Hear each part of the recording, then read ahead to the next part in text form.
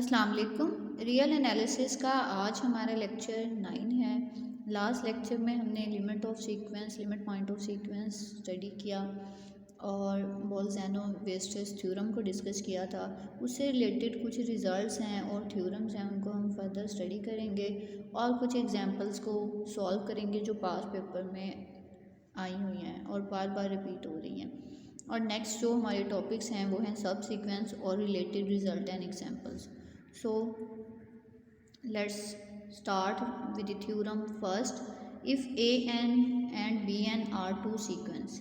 अब हमें कोई सी दो सीक्वेंस दी गई हैं, एक ए एन सीक्वेंस है, एक बी एन सीक्वेंस है, such that absolute of A N minus B N, इन दोनों सीक्वेंस के डिफरेंस का अगर हम एब्सोल्यूट कैलकुलेट करें और वो लेस देन आए 1/n से, for all n belongs to natural numbers के सेट को बिलोंग करें जो n है, then the sequence is converge, then वो सीक्वेंस भी क्या, इसका क्या मतलब है कि ये दोनों जो सीक्वेंस है वो सेम नंबर को, सेम लिमिट को कन्वर्ज करेंगी। ए एन भी सेम नंबर को कन्वर्ज करेगी, बी एन भी सेम नंबर को कन्वर्ज करेंगी, सेम लिमिट को कन्वर्ज करेंगी। तो इस प्रूफ को, इस थ्योरम के रिजल्ट्स को हम किसी एक एग्जांपल से देख लेते हैं। अगर हमारे पास कोई एक सीक्वेंस ए एन है, A N is equal to 1/n है और बी एन मैं सीक्वेंस राइट करती हूँ 1/n प्लस 1/n²। अब अगर इस सीक्वेंस का मैं डिफरेंस और फिर मोड कैलकुलेट करूँ ए एन माइनस बी एन और लिमिट इस पे इन्फिनिटी अप्लाई करते हैं, तो ये 1/n से देखते हैं कि लेस आता है या नहीं। अब यहाँ पे मोड वैल्यू ए एन है 1/n minus 1/n minus 1/n²। So we know that 1/n² is less than 1/n। तो ये कंडीशन होल्ड करती है, 1/n² is always less than 1/n।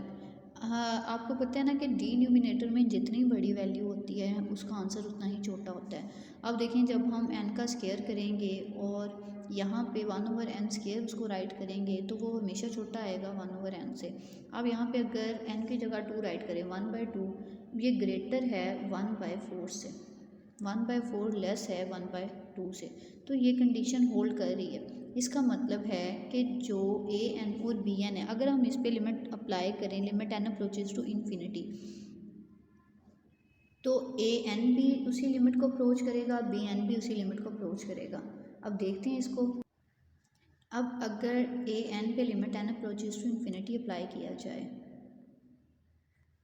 तो ये आएगा 1/∞ विच इज़ इक्वल टू 0। इसी तरह अगर बी एन पे limit n approaches to infinity apply किया जाए तो ये हमें आंसर करेगा 1/∞, ये भी 0, 1/0 विच इज़ इक्वल टू 0। तो ये बहुत ये बहुत जो सीक्वेंस हैं, ये दोनों सीक्वेंस सेम लिमिट को कन्वर्ज कर रही हैं और इनके आंसर 0 आ रहे हैं। तो यही बात इसमें कर रहे हैं कि अगर ये कंडीशन किसी भी दो सीक्वेंस के लिए सेटिस्फाई होती है for all natural number n belongs to n, then the both sequence converge to same limit. Theorem है limit n approaches to infinity or n is equal to 0 if r mod less than 1। अब ये limit equal to 0 आती है जब r जो है वो less than 1 होता है और डाइवर्ज करती है when r is greater than 1 और इक्वल टू 1। अब ये रिज़ल्ट हम वेरीफाई कर लेते हैं। अगर मैं r की वैल्यू 1/2 लूँ, इसका मतलब है कि जो r की एब्सोल्यूट वैल्यू है वो लेस देन 1 है। अब इस पे लिमिट अप्लाई करते हैं, limit n approaches to infinity, r की जगह 1/2 राइट करते हैं और n। अब देखें n जैसे जैसे इन्फिनिटी को अप्रोच करेगा तो ये पूरी टर्म जो है वो 0 को अप्रोच करेगी। इसका क्या मतलब है कि अगर हम 1 से छोटी कोई भी वैल्यू लेते हैं r की, पॉजिटिव वैल्यू r की अगर हम लें 1 से छोटी, तो ये जो लिमिट है ये हमेशा 0 को कन्वर्ज करेगी, बिकॉज़ ये पावर इंक्रीज़ होती जाएगी और ये पूरी वैल्यू जो है ये 0 को कन्वर्ज करेगी। इसी तरह अगर हम r की वैल्यू ग्रेटर देन 1 लें, let's suppose r is equal to 2 write करें, so limit n approaches to infinity 2 power n। अब यहाँ पे जैसे जैसे पावर इंक्रीज़ होगी ये टर्म जो है ये डाइवर्ज करेगी, ये इन्फिनिटी को अप्रोच करेगी, वैल्यू बहुत ज़्यादा बड़ी होती जाएगी, तो ये जो सीक्वेंस है ये डाइवर्ज करेगी। इसलिए अगर r की वैल्यू ग्रेटर देन या इक्वल टू 1 होगी तो ये डाइवर्जेंट सीक्वेंस होगी, और अगर ये वैल्यू लेस देन 1 होगी तो ये सीक्वेंस कन्वर्जेंट सीक्वेंस होगी और ये ज़ीरो को कन्वर्ज करेगी। इसी तरह नेक्स्ट सीक्वेंस है limit n approaches to infinity a power 1 by n is equal to 1।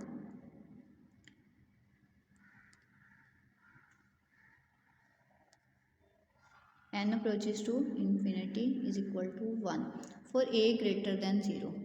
अब a greater than 0 का मतलब है कि पॉजिटिव a के लिए ये कंडीशन होल्ड करती है। अब इसको वेरीफाई कर लेते हैं।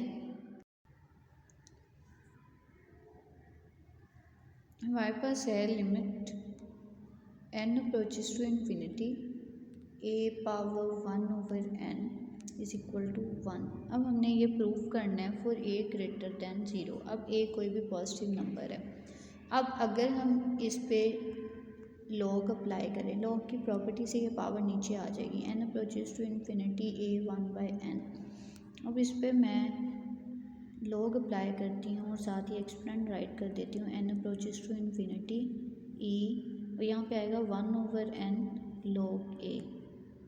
जब लॉग अप्लाई करेंगे तो ये पावर पहले आ जाएगी 1 बाई n और लॉग ऑफ a। अब जैसे हम इस पर लिमिट अप्लाई करेंगे n अप्रोचेस टू इन्फिनिटी, तो ये पूरी टर्म जो है ये ज़ीरो को अप्रोच करेगी, तो ज़ीरो को अप्रोच करेगी, इसका मतलब e power 0 which is equal to 1। तो ये पूरी की पूरी जो लिमिट है ये 1 को अप्रोच करेगी for a greater than 0। Next theorem है if limit n approaches to infinity n power 1 over n is equal to 1 for all n belongs to n। अब ये सेम इसी तरह होगा अगर हम इस पे लॉग अप्लाई करेंगे, limit n approaches to infinity a n है, इस पे हम लॉग अप्लाई करते हैं दोनों साइड पे। इधर भी जब लॉग अप्लाई करेंगे तो ये आएगा 1 ओवर n और लॉग ऑफ n, इस पे हम लिमिट लगाएंगे, limit n approaches to infinity.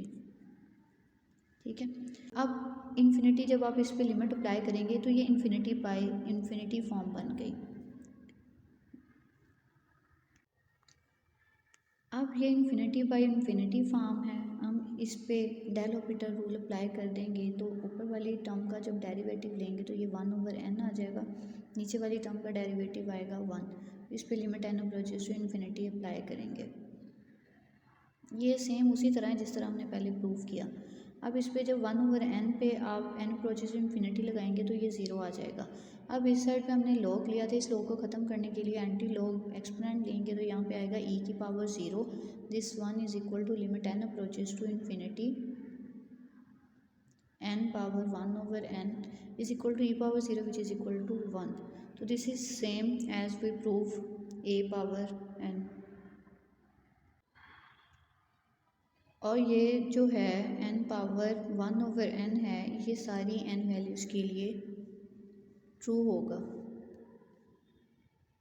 Next example है if limit n approaches to infinity 3n plus 1 over 2n plus 1। अब इसका सोल्यूशन देखते हैं। इसमें से अगर हम n कॉमन लें तो फर्स्ट टर्म में से n कॉमन आएगा तो ये आएगा limit n approaches to infinity.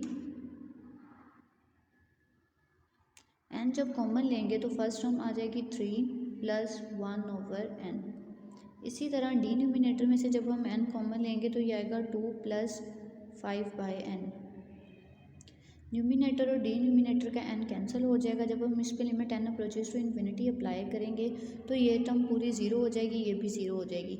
इसका जो आंसर होगा वो 3/2 आ जाएगा। इसका जो राइट आंसर है वो है 3/2। नेक्स्ट क्वेश्चन है limit N approaches to infinity square root n square plus one minus n is equal to. जब हमारे पास इस तरह की एक्सप्रेशन आ जाती है तो हम इसको रैशनलाइज करते हैं। रैशनलाइज करने के लिए मैं इसको प्लस वाली टर्म से मल्टीप्लाई कर देती हूँ। N square plus one square root plus n से मल्टीप्लाई भी कर देती हूँ और डिवाइड भी कर देती हूँ। जब न्यूमिनेटर में ये वैल्यू मल्टीप्लाई होगी तो ये फर्स्ट टर्म का स्क्वायर और सेकंड टर्म का स्क्वायर बन जाएगा। जैसे ए स्क्वायर माइनस बी स्क्वायर वाला फॉर्मूला इस पर अप्लाई हो जाएगा। एक टर्म नेगेटिव में होगी एक पॉजिटिव में होगी तो ये आ जाएगा फर्स्ट टर्म का स्क्वायर माइनस सेकंड टर्म का स्क्वायर और डिनोमिनेटर में ये वाली टर्म आ जाएगी। अब एन स्क्वायर से कैंसिल हो जाएगा, वन ओवर ये एक्सप्रेशन आ जाएगी। अब इस एक्सप्रेशन को हम कैसे सिंप्लीफाई करेंगे, यहाँ पे है हमारे पास one over limit N approaches to infinity one over N square plus one square root plus N. अब अगर मैं इस टर्म में से n को कॉमन निकालूं तो ये आएगा, लिमिट इसकी आएगी n approaches to infinity one over, जब इसमें से n कॉमन आएगा तो n पे स्क्वायर रूट है तो अंदर इसमें वन ओवर एन स्क्वायर हो जाएगा, यहाँ पे प्लस n है। स्क्वायर रूट से जब ये बाहर आएगा तो ये n हो जाएगा। अब ये n इसमें से भी कॉमन आ रहा है इसमें से भी कॉमन आ रहा है, दोनों में से कॉमन है तो हमने ये बाहर निकाल के इसको राइट कर दिया। जब इस पर हम लिमिट अप्लाई करेंगे वन ओवर इन्फिनिटी तो ये टर्म ज़ीरो हो जाएगी, one plus zero plus one. और जब इस पर लिमिट अप्लाई करेंगे वन ओवर इन्फिनिटी तो ये ज़ीरो हो जाएगी, पूरी टर्म ज़ीरो हो जाएगी। तो इसका जो राइट आंसर है वो है ज़ीरो। तो इस तरह की जितनी भी एक्सप्रेशन होंगी उनको आप पहले रैशनलाइज करेंगे फिर इसको सिंप्लीफाई करेंगे। नेक्स्ट क्वेश्चन है if zero less than a less than b then limit N approaches to infinity a power n plus one plus b power n plus one divided by a n plus b n. अब इसको simplify करने के लिए अगर मैं first term में से ए को कॉमन लूँ, अब ये जो ए एन प्लस वन है ये बेसिकली ए पावर एन मल्टीप्लाई ए है।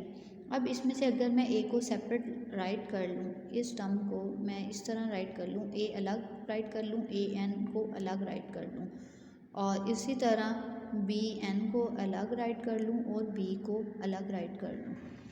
अब पूरी टर्म को हम बी एन पे डिवाइड कर रहे हैं, ये मैं ऊपर वाली वैल्यू की बात कर रही हूँ, इसको मैंने बी एन पे जब डिवाइड किया तो ये वैल्यूज़ कैंसिल हो जाएंगी, यहाँ पे आ जाएगा A N over B N. इसी तरह डिनोमिनेटर को भी मैंने बी एन पे डिवाइड किया, ये टर्म वन हो जाएगी, इधर आ जाएगा ए ओवर बी की पावर एन प्लस वन। अब जब हम इस पे limit N approaches to infinity apply करेंगे तो हमने ये रिज़ल्ट पढ़ा है कि अगर कोई वैल्यू, अब जो ए है वो ग्रेटर दैन ज़ीरो है और बी जो है ये भी ग्रेटर दैन ज़ीरो है, तो हमने कहा था कि ऐसी वैल्यूज़ के लिए जो हमारी लिमिट है ना अप्रोचेस टू इन्फिनिटी ये ज़ीरो को अप्रोच करेगी, तो ये zero plus b zero plus one which is equal to b, तो इसका आंसर आएगा बी।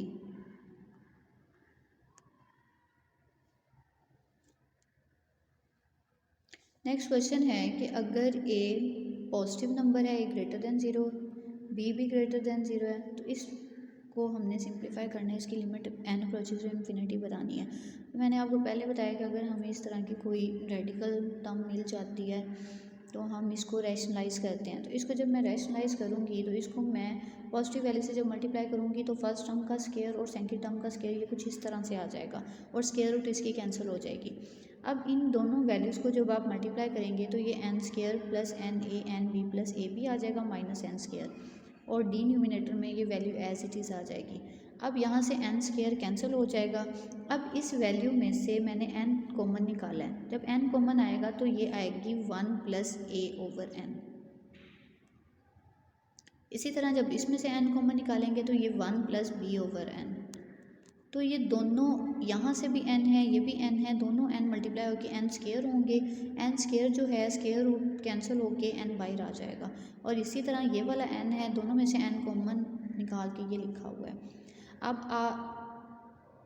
ऊपर वाली जो टर्म है वो बनी है, इसमें से अगर मैं n कॉमन निकालूँ तो ये a plus b a b over n है। इस पर n अप्रोचेस टू इन्फिनिटी अगर लिमिट अप्लाई की जाए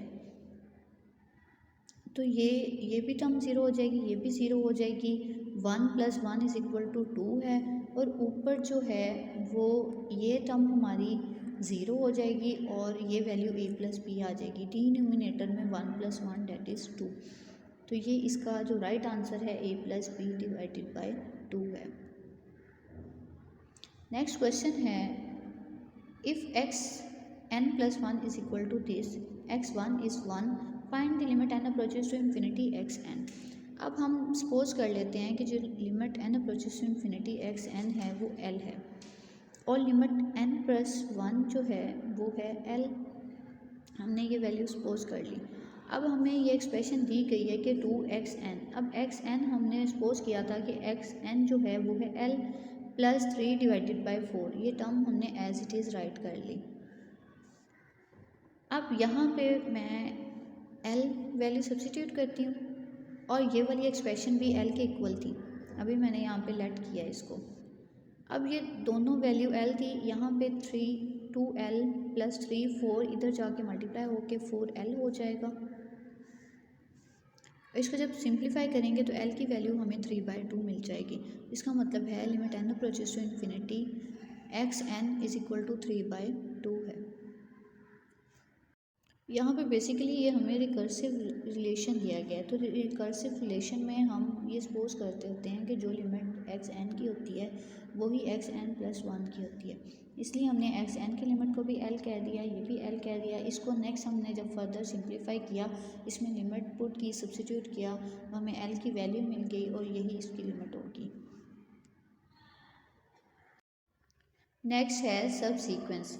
late an be a sequence और n के हमारे पास कोई भी इंक्रीजिंग सीक्वेंस है नेचुरल नंबर की, then an k is called subsequence of an। तो ये जो an k सीक्वेंस होगी वो सब सीक्वेंस होगी an की। अब इसको एक एग्जांपल से समझ लेते हैं। अगर हमारे पास कोई एक सीक्वेंस है an 1/n, अब यहाँ पे n को मैं 2n से अगर रिप्लेस करूँ, मतलब n के यहाँ पे कोई n की सीक्वेंस है, 2n जो है ये 2 4 6 ये इस तरह की नेचुरल नंबर की सीक्वेंस है। तो 2n अगर हम a में n की जगह 2n रिप्लेस करें और ये सीक्वेंस बनाएं तो ये बनेगी 1/2 1/4 1/6 कुछ इस तरह की। और अगर यहाँ पे 3/n लिखें तो ये सीक्वेंस 1/n की जगह हमने 3n को रिप्लेस कर दिया, तो ये कुछ इस तरह की सीक्वेंस बनेगी। तो ये दोनों जो सीक्वेंस हैं ये an की सब सीक्वेंसेस हैं। अगर an कोई सीक्वेंस है और n के हमारे पास कोई सी इंक्रीजिंग सीक्वेंस है। अब देखिए 2n जो है ये इंक्रीजिंग सीक्वेंस है। 2n, अब नेचुरल नंबर 1 राइट करें तो ये 2 आएगा, नेचुरल नंबर आप यहाँ पे 2 राइट करें तो ये 4 आंसर करेगा, 3 राइट करें तो 6 आंसर करेगा। इसका मतलब 2n जो है वो एक इंक्रीजिंग सीक्वेंस है। तो इसी सीक्वेंस में जब n को हम nk से रिप्लेस करेंगे तो जो सीक्वेंस बनेगी वो एक सब सीक्वेंस होगी इस an की। तो यही इस एग्जांपल में है कि अगर हमारे पास an कोई सीक्वेंस 1/n है, इस n में हम कोई एक इंक्रीजिंग सीक्वेंस लगा दें। अब 2n जो है एक इंक्रीजिंग सीक्वेंस है, n की जगह हम 2n को रिप्लेस कर दें और नई जो सीक्वेंस बनेगी वो इस सीक्वेंस की सब सीक्वेंस होगी। और ये जो दोनों हैं ये इसकी सब सीक्वेंस हैं an की। नेक्स्ट सब सीक्वेंस से रिलेटेड कुछ रिजल्ट हैं, इंपॉर्टेंट थ्योरम है। Let an be sequence converging to l, then every subsequence of its also converging to l। वो कहते हैं कि अगर हमारे पास कोई सीक्वेंस an है और वो कन्वर्ज कर रही है l को, तो इसकी सारी सब सीक्वेंस जो होंगी वो भी l को कन्वर्ज करेंगी। अब देखें लास्ट एग्जांपल जो हमने की, इसमें जो an सीक्वेंस है इसमें मैं अगर limit n approaches to infinity substitute करूँ तो ये 0 को अप्रोच कर रही है। इसी तरह इसमें अगर 1/2n जो है इसको limit n approaches to infinity करूँ, ये भी 0 को अप्रोच कर रही है। और ये सीक्वेंस भी ज़ीरो को अप्रोच कर रही है। तो जो सीक्वेंस जिस नंबर को, जिस लिमिट को अप्रोच करे, अगर वो कन्वर्जेंट सीक्वेंस होगी तो उसकी जो सब सीक्वेंस है वो भी उसी लिमिट को अप्रोच करेंगी। लेकिन इसका कन्वर्स होल्ड नहीं करता कि अगर कोई सीक्वेंस कन्वर्ज कर रही है तो अगर कोई सब सीक्वेंस कन्वर्ज कर रही है तो ज़रूरी नहीं कि वो सीक्वेंस भी कन्वर्ज करे। अब इसको किसी एग्जाम्पल से हम देख लेते हैं। एग्जाम्पल है हमारे पास, अब ये कन्वर्स लिखा है, कन्वर्स ऑफ अबव में नोट ट्रू, सब sequence of a sequence is convergent, कि अगर कोई सब सीक्वेंस कन्वर्जेंट है तो ज़रूरी नहीं है कि जो सीक्वेंस है वो भी कन्वर्ज करे, हो सकता है वो कन्वर्ज करे, मे और मे नोट की कंडीशन है। अब हमारे पास एक सीक्वेंस है ए एन इज़ इक्वल टू -1 की power n 1/1 + n is not convergent. अब ये कन्वर्जेंट नहीं है, लेकिन इसकी जो अगर हम सब सीक्वेंस बनाएं 2n की, मतलब इसमें हम -1 को n को 2n से रिप्लेस करें तो 2 जो है इवन मल्टीपल है, इसका मतलब ये पॉजिटिव 1 बन गया, ये 1 आ गई। और इसमें जब आप 2n लगाएंगे तो ये 1 + 1/2n और बाई जो है 1 मल्टीप्लाई हो रहा है। तो अब ये जो सीक्वेंस है इस पर अगर limit n approaches to infinity लगाएं तो ये कन्वर्ज कर रही है, लेकिन जो हमारी ओरिजिनल सीक्वेंस थी वो कन्वर्ज नहीं कर रही थी, सब सीक्वेंस उसकी कन्वर्ज कर रही है। तो यही कंडीशन है कि अगर कोई सब सीक्वेंस कन्वर्ज कर रही है तो ज़रूरी नहीं कि जो सीक्वेंस है वो भी कन्वर्ज करे, मे और मे नॉट भी कन्वर्जेंट। अब जो लास्ट हमने एग्जांपल की उसके अकॉर्डिंग कि अगर कोई सीक्वेंस कन्वर्ज कर रही है तो लाजमी तौर पर उसकी सब सीक्वेंस भी उसी नंबर l को कन्वर्ज करेंगी, उसी लिमिट को कन्वर्ज करेंगी। नेक्स्ट थ्योरम सेकंड है, if A n is a monotonic sequence. अब मोनोटोनिक सीक्वेंस है ए एन। मोनोटोनिक सीक्वेंस ऐसी सीक्वेंस या तो वो मोनोटोनिकली इंक्रीजिंग हो या वो मोनोटोनिकली डिक्रीजिंग हो, and has a sub sequence converging to l, then A n also converges to l. अब कहते हैं कि अगर ए एन हमारे पास कोई मोनोटोनिक सीक्वेंस है, मतलब ये या तो कोई इंक्रीजिंग सीक्वेंस है या डिक्रीजिंग सीक्वेंस है, और इसकी कोई सब सीक्वेंस है वो भी कन्वर्ज कर रही है किसी एल को, then A n also converge to l. तो ये वही सेम बात है यहाँ जो लिखी गई है। अगर हम कोई एक सीक्वेंस ए एन लिखें 1/n की, अब ये कन्वर्ज कर रही है 0 को, ठीक है, और इसकी हमने सब सीक्वेंस बनाई थी a की पावर 2n। अब 1/n जो है ये एक मोनोटोनिक सीक्वेंस है, ये इसकी सब सीक्वेंस है। अब ए एन जो है वो कन्वर्ज कर रही है लिमिट को एल अप्रोचेस टू इन्फिनिटी, ये 0 को कन्वर्ज कर रही है। इसी तरह जो इसकी सब सीक्वेंस है वो भी एल को ही अप्रोच कर रही है, तो ये रिज़ल्ट है। अब यहाँ पे ये कंडीशन थी कि जो सब सीक्वेंस है अगर वो कन्वर्जेंट हैं तो ज़रूरी नहीं कि सीक्वेंस भी कन्वर्ज हों। तो ये उसी का ही रिज़ल्ट है कि कौन सा ऐसा केस है जिसमें अगर सब सीक्वेंस कन्वर्ज करेंगी तो ये भी कन्वर्ज करेंगी। तो ये कह रहे हैं कि अगर कोई हमारे पास A N monotonically increasing sequence होगी, जैसे हमने पहले एग्जांपल में लिखा था A N is equal to 1/n, तो वो मोनोटोनिकली इंक्रीजिंग है, तो जो उसकी सब सीक्वेंस जिसको कन्वर्ज करेगी तो ओरिजिनल सीक्वेंस भी उसी को ही कन्वर्ज करेगी। तो ये जो ये थ्योरम है इसका उन्होंने अल्टरनेट बताया है कि किस केस में ये सेम होंगी। यहाँ पे मे और मे नॉट की कंडीशन है। मे और ये कब होगी कन्वर्जेंट, मतलब जब सब सीक्वेंस किसी एल को कन्वर्ज करेगी, कब ए एन भी उसको कन्वर्ज करेंगे, जब ये मोनोटोनिक सीक्वेंस होगी। नेक्स्ट थ्योरम 3 है, if A N be a sequence such that all convergent सब sequence of its converges to same limit then A N converges to that limit. अब ये लास्ट एग्जांपल में हमने देखा कि हमने जितनी भी ए एन की सब सीक्वेंस ली, अगर वो किसी एक लिमिट को अप्रोच कन्वर्ज कर रही हैं तो ए एन भी उसी को ही कन्वर्ज करेंगी। जैसे लास्ट एग्जांपल में हमने देखा कि हमारी जितनी भी सब सीक्वेंस थी वो 0 को कन्वर्ज कर रही थी, तो जो हमारी सीक्वेंस थी वो भी 0 को कन्वर्ज कर रही थी। नेक्स्ट है बोल्ज़नो-वीस्टिस थ्योरम। पहले हमने ये थ्योरम पढ़ा लिमिट के सेंस में, अब हम इसको सब सीक्वेंस के सेंस में पढ़ रहे हैं कि every bounded sequence has convergent सब सीक्वेंस। हर बाउंडेड सीक्वेंस की एक कन्वर्जेंट सब सीक्वेंस लास्ट में एग्जिस्ट करती है। उसको किसी एक एग्जांपल से देख लेते हैं। Every bounded sequence has convergent सब सीक्वेंस। इसमें हम एक सीक्वेंस लेते हैं, let a N is equal to -1 की पावर एन। अब ये एक बाउंडेड सीक्वेंस है जो ओसिलेट करती है 1 और -1 के दरमियान। तो ये बाउंडेड है -1 less than A N less than 1। अब ये एक बाउंडेड सीक्वेंस है। अब कहते हैं कि इसकी कन्वर्जेंस सब सीक्वेंस होगी। अब अगर इसकी हम कोई सब सीक्वेंस बनाएं, लेट 2n, बी एन में सीक्वेंस लिखती हूँ, b n is equal to a 2n, मतलब 2n से इसको रिप्लेस कर देते हैं। यहाँ पे -1 की पावर 2n। अभी हमने डिस्कस किया था कि जो 2n है ये इवन नंबर बनेंगे, 2 4, तो ये जो -1 है ये 1 बन जाएगा। इसका मतलब जो ये सब सीक्वेंस है ये कन्वर्ज कर रही है 1 को।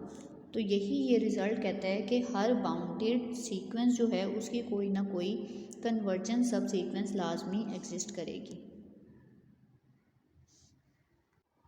तो इस स्टेटमेंट को बोल्ज़ैनो-वेस्टर्स थ्योरम के नाम से रिप्रेजेंट किया जाता है कि every boundary sequence has conversion सब सीक्वेंस।